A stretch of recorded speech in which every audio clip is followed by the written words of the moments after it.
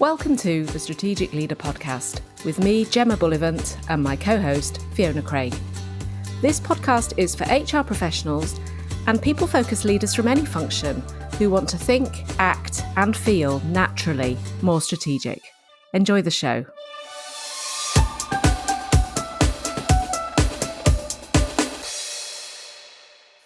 Hello, everybody. Welcome back to the Strategic Leader Podcast. Hello, Gemma. Hi, Berfie. Hi, everyone. It's really nice to be back. We feel like we have had a bit of a break. We've had Christmas. We've had, Gem, you've been on holiday, haven't you? Where have you been? Las Vegas, baby. Las Vegas, baby. I have been here eating my body weight in cheese. So we're cranking it back up for the new year. And maybe you're feeling the same. By the time this goes out, if we're all still feeling as cranky by the time this goes out, we may have to do something about it. But right now we're back in the fold. Welcome back. Now, what are we going to be talking about today, Jim? Give us a summary of our subject matter.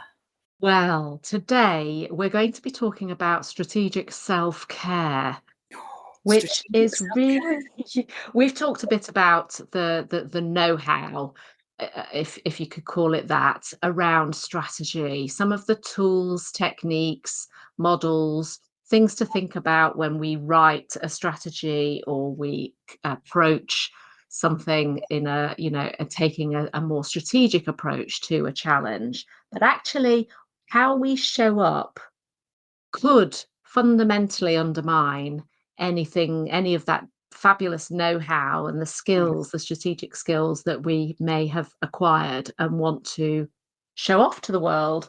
So it's about really not letting your well-being or your emotional state, your emotional energy, or any other form of how you show up undermine your strategic impact. That's great, isn't it? Because I think we've all perhaps been aware of people that we rate very highly and we know that they're excellent at their jobs, but we always have a notion that they are always a bit stressy or always a bit kind of panicky about something or over emotional about something or stressed out about something. And that tends to be the thing that we remember about them more than their actual professional competency. And it relates really to what we all really do know, which is it's all very well having the skills, the what, but then we do also have to show up and show those skills in the right way. And what we're going to be talking about today is one of the things that can affect the way that we show up and affect the impact of those skills is our own well-being.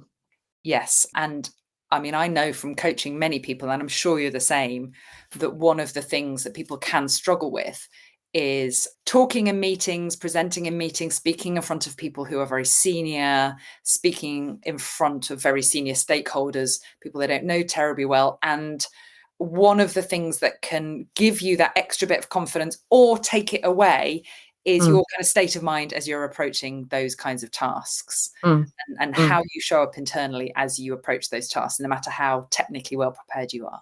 So that's what we're going to be focusing on today. Wonderful. Where do we start with this then? So we know that we need to show up in the right way. So how can we best support that? Well, as ever in these situations, I do have a model that I can share with you. It's one of my personal favorites, and it actually comes from, well, to be honest, I don't know where it comes from. I encountered it in a primary school context. So when my kids were primary school age, I came across this model. But I think it just goes to show that a lot of the stuff that we talk about in strategy doesn't have to be super clever. It can just be common sense. So the model I want to introduce you to is called H.A.L.T, H-A-L-T. And they all stand for things that can have an impact on the way that we show up at work in any given moment. So H.A.L.T stands for hungry, angry, lonely, tired. You can see that would apply to young kids. But of course, it still applies to us as adults too. And if we just pick those apart just a little bit, we can see where this comes from. So hungry is our basic nutritional needs. As human beings, as possibly a little bit stressed human beings, we do need to look after ourselves. We have a responsibility to look after our nutrition, and that includes our hydration, because lack of hydration can actually affect the way your brain works. And we want our brains to be working working really, really well at work. So nutrition, eating the right kind of food over the long term, and drinking enough water. But it might just mean today, have I had my lunch? When am I going to have some lunch? I mean, I'm a terrible one for getting hangry. We've all had the expression hangry. I need to factor in, when am I going to have a sandwich or something? Because I know that I won't be any good if I'm physically feeling hungry in that moment. Tackle the basics. So it's not being selfish. These are quite critical things to Mm. help us think our best and be our best in any given moment. Yeah.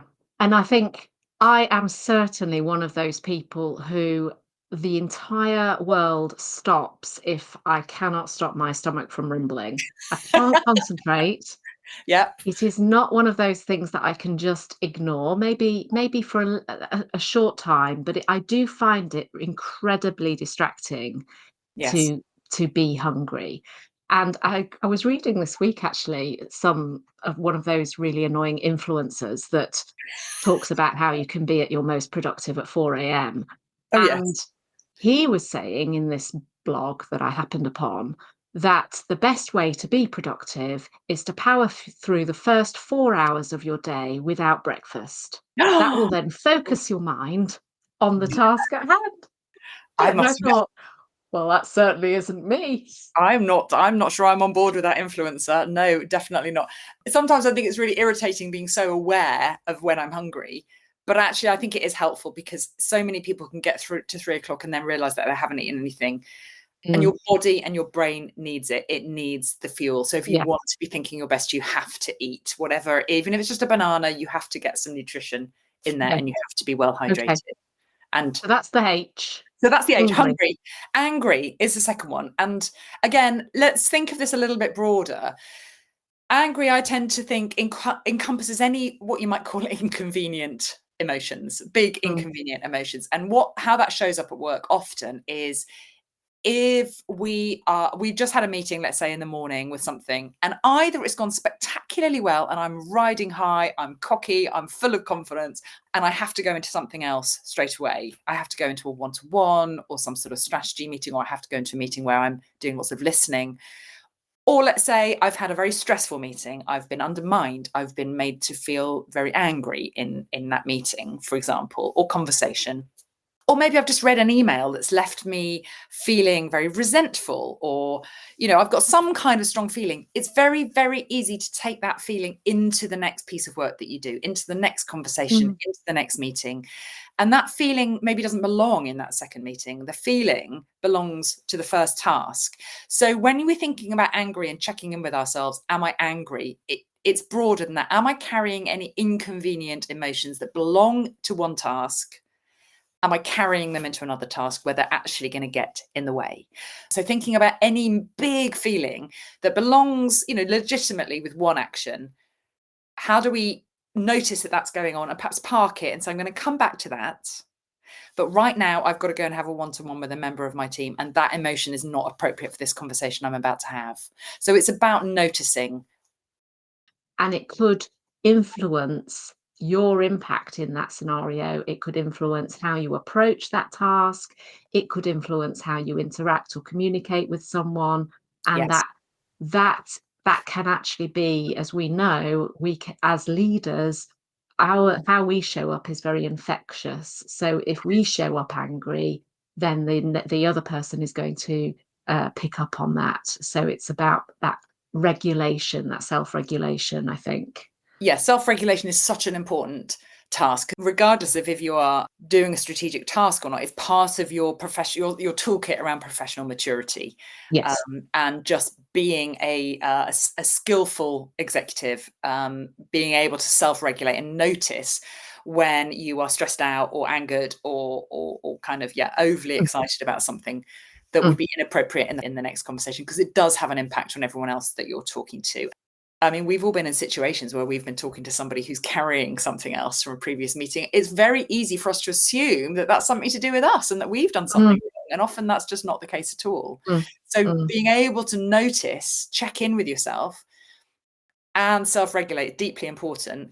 mm, Same absolutely applies to the third letter. We've done hungry, we've done angry, lonely. So lonely, again, you can see it in a primary school context, but in a professional context, I would include things like here that's about being, am I unsupported? Am I missing an ally? Do I need to get the support of some kind of senior stakeholder here? And this encompasses all kinds of things. There's a lot of work, a lot of research that's been done around the importance of having a friend at work. Mhm. And obviously, lockdown has changed the way that we have friends at work. We used to go and perch on someone else's desk and have a bit of a gossip with them. We used to go out and grab a sandwich with them. We used to maybe have a drink after work with somebody. We've got someone to go and cry in the loos with on occasion in our career. I'm sure most people have done that once or twice in their whole career.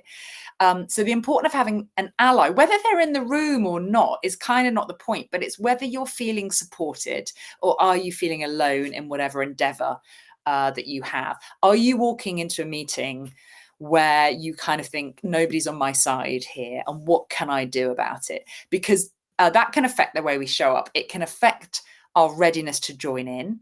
It can affect our readiness to say what we're really thinking. It can affect our perception of psychological safety. It can affect the way that we bring other people into the conversation if we're feeling quite isolated. So it's about just noticing without judgment. Oh, I notice I'm feeling quite lonely, or I'm feeling quite unsupported, or I'm feeling quite isolated in my position on this issue. And then it's a question of saying, who could I bring on board?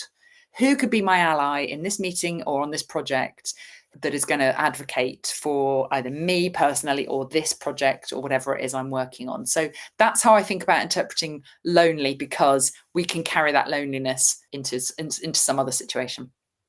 And I think it's probably fair to say that all executive roles come with a form of solitude because there are fewer people that you can confide in, that you can use as a sounding board. Perhaps you lead a department or you lead a team, but your peers have narrowed. There are fewer Yeah. peers. It's actually quite difficult to vent as a leader in a Yes. safe way in an organization, and that's a form of loneliness as well. And then coupled with that, as a leader, you are expected to perhaps position things that are new, different, challenging, that Mm, maybe don't have popular support. And one of your tasks is to generate popular support, and that can yeah. be quite a lonely exercise. But when we're feeling in this way, whether it's hungry, angry, lonely, or the last one, it is influencing our impact. It's influencing some Yes. of the decisions that we might make in the moment, that in a different frame of mind or a different mindset, a different physical state of being, we might make a different decision or a different choice. Absolutely. And I think the key thing is noticing that that's how we're feeling Mm, and saying, mm, do I want that to influence how I show up in this next meeting or this next yes. conversation? If I don't want it to, then even just the act of noticing will make a big difference. And then a question you can ask yourself is, if I wasn't feeling lonely, if I wasn't feeling unsupported and isolated, how would I show up in this meeting? It's not, I don't think of it as that fake it till you make it, but just thinking, if I wasn't unsupported, would I speak up? If I Mm, wasn't feeling lonely, would I invite people to join my point of view? Would I mm, have reached out to somebody before the meeting and just done a little bit of stakeholder management? Because if we are feeling lonely, it can be very easy to shut ourselves away a little bit. mm, So what would somebody who wasn't feeling lonely do in this moment? mm, Can be a helpful question to ask, because it might just prompt an answer that actually you could do. And the act first, and then you might feel a bit less isolated. mm. So that's So the lonely. fourth, so that's lonely. Yeah. Fourth one is tired, T. It's T. H.A.L.T is tired. And I mean, this seems really obvious, isn't it? We are in senior roles, we're working really hard. We might be carrying around a bit of stress and uncertainty around with us. And tiredness can show up in all kinds of formats. It can show up in emotional tiredness, it can show up in physical tiredness. So I think we do have a responsibility to look after ourselves physically, make sure we get enough sleep, make sure we get enough fresh air, make sure we get enough daylight. There's been a lot of evidence in the last couple of years around the impact of daylight on our body clocks, our body rhythms, and the way that our brains work. So getting outside as soon as possible in the day. Maybe that will help my jet lag. Oh, maybe are you still jet lagged? Still Yeah, jet lag. still jet lagged. Can't If you're believe still it. jet lagged when this podcast goes out, you definitely need to go outside. But tiredness, like we all know, and we say, oh, I just need to get a good night's sleep. But there are various things to do, which we all probably avoid doing around getting a good night's sleep. Going to bed at the same time each night is scientifically proven to be very valuable. Avoiding screens. I mean, I'm a sucker for Instagram before bed. But it is one of the worst things you can do, isn't it? Getting rid of the screens before you go to bed. Having a cool bedroom is another one. So there's various things we can do around sleep. But I think also related to this T of tiredness, are we getting enough exercise? Are we getting enough fresh air? And are we looking after our emotional well-being as well? All of our different forms of energy, how are we observing them? How are we managing them over the long term and also over the short term in this moment? If I'm feeling really knackered Friday afternoon and I know I've still got another 2-3 hour meeting, can I just go outside for 5 minutes and take some gulps of fresh air? Can I just kind of try and reset myself a little bit before going into that meeting? Yeah, there is a concept of emotional energy management that I sometimes refer to with coaching clients, and it relates to this idea that there's positive emotions and there are negative emotions or perhaps unhelpful emotions. Yeah. And it relates to the idea that some emotions that we experience take a lot of energy and some emotions are quite low energy. Mm-hmm. And if you were to plot those on a 2 by 2 matrix, you've got the high energy at the top, and you've got the low energy at the bottom, and you've got the positive ones on the right hand side and the negative ones on the left. And the idea is that that top right, high energy, positive emotions is a bit like your flow zone. It's Mm-hmm. that I'm challenged, but I'm challenged in the right way. I'm feeling energized. I'm feeling excited. I'm feeling positively, you Yeah. know, Motivated and ready to go. exactly. Yeah. But you can't possibly be in that top right box the whole time. We don't have that kind of energy reserve. We need to mindfully recharge our batteries. We need to positively do some low energy activities that What, effectively are what like recharge. So what kind of emotions would go in that low energy positive That would box? be relaxation. There'd be emotions in there around contentment, being in a Calm might be in there. calm. Exactly. So there's those sorts of emotions that enable us to just take a moment, Mhm. stepping away, but are not necessarily negative. They are Yes. just relaxation type emotions. Yes. And what happens is that we then sometimes, so we're all human, switch into more negative forms of emotion. Mhm. And those would sit on the left hand side. So there might be anger, there might be frustration, there might be So jealousy or resentment. those There feel might quite high energy negative emotions, don't they? They take quite a lot out of exactly. you, don't they? Yes, yes. And then on the sort of the low energy negative, we've got kind of exhaustion, burnouts, and boredom Yeah. is one Yeah. that sits there as well because that can really eat away. Lack of engagement, feeling that sort of detachment could sit in Mm, that corner, couldn't it? Which mm, is like, mm. I'm not engaged, but I'm not gonna kind of fight it. I'm just going to be resigned to it. Yes. So when we're thinking about tiredness in the Holt model, Mm. obviously we're thinking about the physical side of things, sleep and the things that we've talked about already. But we are also talking about, are we depleting our reserves and our Yes. energy through the high energy, less helpful emotions when we could actually choose to be more in a positive frame of mind or mindfully recharging before we get ourselves too exhausted. Oh, nice. I like that because it's quite interesting to think, because sometimes we can say, "Oh, I'm really knackered. I shouldn't be this tired because I've had a really good day."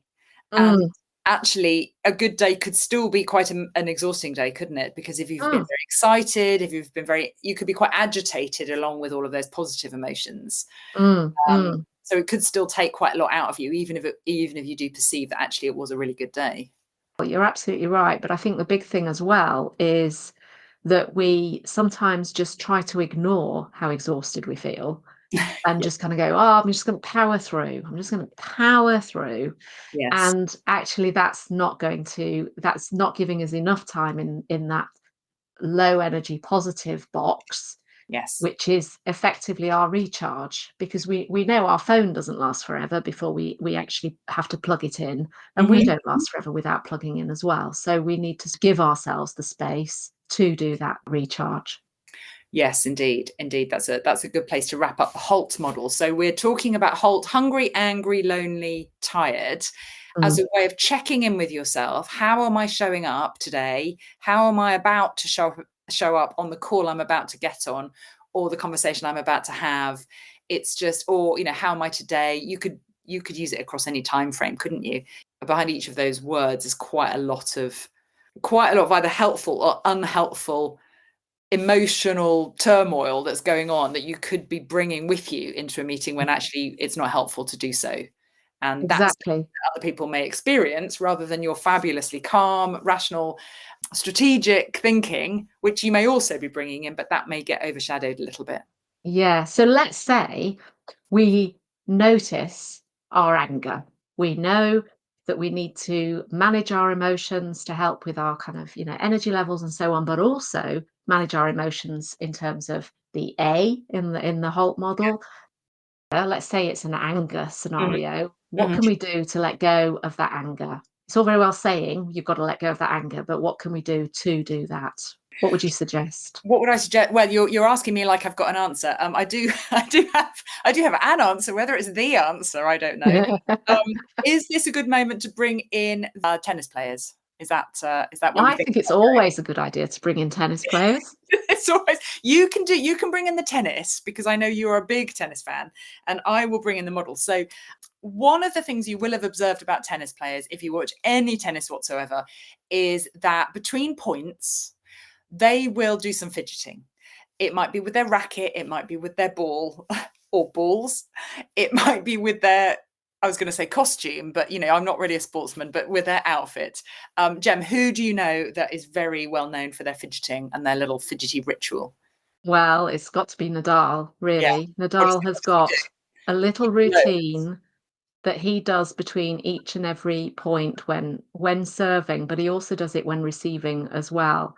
But I think the interesting thing about this is if you think about a tennis game, players are wanting to win each and every point. Yes. So it's almost like you've got a micro moment in each and every steps during every match. Yes. And if you don't know much about tennis, what I can say is that when you're serving a point for the next point, you have, I can't remember if it's 25 or 30 seconds Oh, to be able to serve the next point. I did not know there was Otherwise, a time limit on it. otherwise you run out of time Okay. and you're penalized. Let's say it's 30 seconds. 30 seconds between the end of the point and you having to serve the next ball. And I guess the Now, critical point there is that you might have just lost the previous point. mm, You might have mm, battled through it. You might have messed up. You might even have fallen over. You might have won it.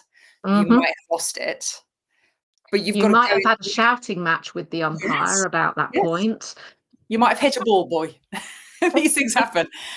But you've got to go into the next point afresh, haven't you? That Yeah. And the reason I like this particular little hack, if you like, is it is only 30 seconds. yes. And often that we sort of dismiss our ability to reset ourselves simply Yeah. because we are back to back, we're too busy, we're crazy busy, and we just move from one thing to the next. There Yes. is a 30-second hack that means that you can reframe and get yourself ready for the next meeting or the next thing that you need to do, and cast off as much as possible the emotion from the previous one so that A doesn't get carried over into the next interaction. Do you want to take us through it? I will absolutely take you through it. And actually, you can still use it because it is very, very quick. You can still use it in the middle of something. It doesn't have to be between things. So Mm, that's the obvious place. But if something goes amiss in the middle of a session, a conversation or something, and you feel like you need to reset yourself, then you can still use this. So it's called the 4R models. These are 4 tiny actions for you to do, which will help you reset. They use the word rituals. Rituals means things that you do regularly that has some kind of meaning. So it's not just I'm scratching my nose because, I just scratch my nose. There's no reason for it. These are kind of intentional things that we do because they have some meaning to us and they represent something to us. So if we think about rituals in that context, the first R is to recover. So we've just finished, let's just say we've got back-to-back calls. We've just finished a call. We've said goodbye. We've clicked the leave the meeting button, or we've walked out of the room. We have to first acknowledge that task is finished. Often we'll kind of go, whew, we'll have a breath and we'll sort of go, oh, thank goodness for that, or whatever it might have been. So we just simply acknowledge that task is finished, or that part of the meeting is finished, or that moment has passed, to recover. And so that might involve us closing our book. It might involve us clicking leave meeting and then having a stretch, or looking out the window. It might involve us checking our phones. These are all tiny things that we might do. We're not talking about a big thing. We're talking about little tiny things that you intentionally do to acknowledge that moment has finished. So recover is the first one. The second one is to relax your body as a result of the fact that thing has finished. So this is a bit of a moment in between. That thing has finished, the next thing hasn't quite started yet, and I need to just try and check in with my body and try and relax it. The obvious thing to do here is simply to take a couple of deep breaths. Which is what tennis players do. They have a breathing session. A little breathing ritual, which is intentional. I mean, you're going to breathe anyway, let's face it, but that's not a ritual. It's to intentionally breathe, or roll your shoulders, tip your head to one side, take your glasses off and rub your eyes. It doesn't matter what it is. It's just a few seconds that you are intentionally doing to kind of relax your body and bring some level of sort of self-comfort into that moment. My little breathing one, which is super simple, is breathe in deeply and breathe out slowly. And that's literally all it is. I do that 3 times. It takes about 5 or 6 seconds. Breathe in deeply, breathe out slowly. It's not particularly mindful, but it really helps me just to kind of physically power down and power back up. So that's relax. We've done recover. We've done relax, which is the moment in between. We're now doing refocus. So we're now literally turning our focus, turning our gaze onto the next thing. Say, right, we are now going to be having a different part of this conversation, or we're now going to be going into a conversation with somebody else. So what can I do for that? Can I think to myself, okay, how do I want to show up in this meeting? What is the most important thing I need to achieve in this meeting? What can my best contribution be to this conversation? It's a mindful moment where you're just checking in with yourself. Okay, here is a new task. I need to show up. I want to be seen as a strategic professional. How am I best going to do that? And then the last R is ready, which is, again, a physical act to kick off the next thing. Now, this might be turning over a new page in your notebook and writing the name of the person that you're speaking to down. It might be opening a new tab on your computer and putting some notes in there. It could be picking up a pen and clicking it 3 times. It doesn't matter what it is. It's a tiny micro action that physically marks the beginning of the next thing. So we've got 4 little minor rituals. One is to recover physically, acknowledge that the previous task is finished. To relax, that moment in between, which is breathing, is stretching, are your friends in this one. Refocusing your mind on what's to come and how you want to show up and how you want to be remembered in that task. And then a physical action to show that you are ready to open the next part of the conversation or the next thing. Those things could be 3, 4, 5 seconds each. The main thing is that you're doing them with purpose. You're doing them intentionally. You're doing them because this is what I'm doing. I'm recovering. I'm relaxing. I'm refocusing. Okay, next thing right in front of me. And I am ready. I've got my notepad. I've got my pen. I've got my laptop, whatever I've got. Off we go. And it could just be a matter of seconds that you have between task A and task B. But just mindfully going through those 4 different kind of positions will help. I like leave it. behind and set off into the new thing. And that is based on the 4 R's is the same model that the tennis players use to go, okay, well, what are the little twitches that I'm going to do? I remember you thinking, he can't always have an itchy eyebrow. He doesn't have an itchy eyebrow at all. It's just that that's one of his rituals that he puts in there to help him go through that process. Recover, relax, refocus, and ready. Fabulous. Now, we've got some information that you can refer to in the show notes on those things. So don't worry if you're out and about and listening to this and not able to take notes. You'll be able to then refer to it at a later date. And they both fit onto a Post-it. So if you want to keep them in front of you to just help you remember to do this stuff, whack them on a Post-it, stick them on your screen. So hopefully what we've covered today helps to show that it's not only knowing what to do in order to be more strategic, but there's some strategic impact considerations for us to take into account, to really think about, and to not underestimate the importance of some of these basic fundamentals on how we show up as being an enabler to us being more strategic in our day-to-day. I think they also enable us to be more productive. They enable us to be more inclusive and more collaborative. So they support a whole bunch of things, Yes. As well as being strategic. But I think if you are going to be presenting something or talking people through something that's quite a high level, that these are only going to help get you in the right frame of mind to do that really well. Great. I think probably in the future we're going to also start talking a little bit about frame of mind and mindset. So let's hold that thought. Oh, let's dangle that carrot, shall we? Just dangle that carrot. Absolutely. Thank you very, very much for listening. Thanks everyone for listening, and you know where we are. If you've got any feedback, please do drop us a line. I'll see you next time.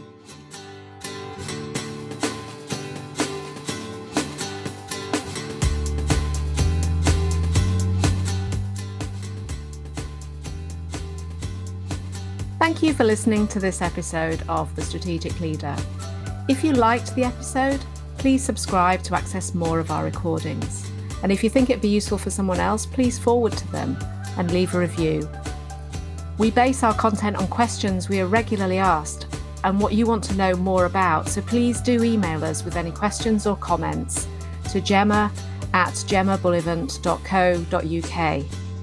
And remember, you're already being more strategic than you realise.